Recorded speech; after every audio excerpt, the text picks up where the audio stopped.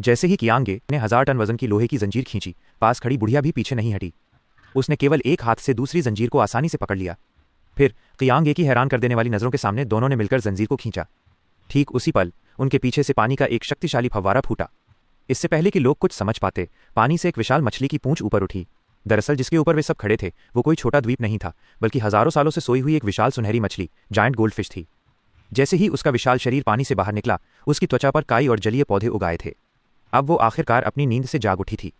उसने बस एक हल्की छलांग लगाई और पूरी तरह से समुद्र से बाहर हवा में उड़ गई। और इस तरह वे सब भी आसमान में ले जाए गए। साफ है कि ये पता नहीं कितने हजारों सालों तक जिंदा रहने वाली सुनहरी मछली अब एक कुन माइनस पौराणिक विशालकाय मछली में बदल चुकी थी।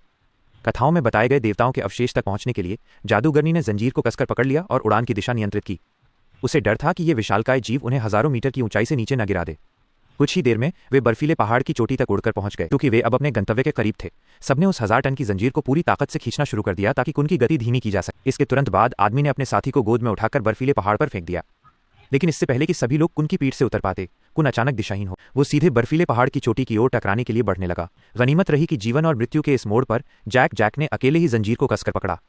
इसके बाद उसने रेड फोर्स की शक्ति का विस्फोट किया। आखिरकार कुन के टकराने से ठीक पहले उसने जोर लगाकर उसकी उड़ान की मुद्रा को ऊपर खींच लिया। इसके बाद गुरुत्वाकर्षण के कारण जैक भी कुन की पूंछ से फिसलकर नीचे आ गया। इस तरह उन्होंने बड़ी मुश्किल से एक हिमस्खलन एवलांच की आपदा को टाल दिया।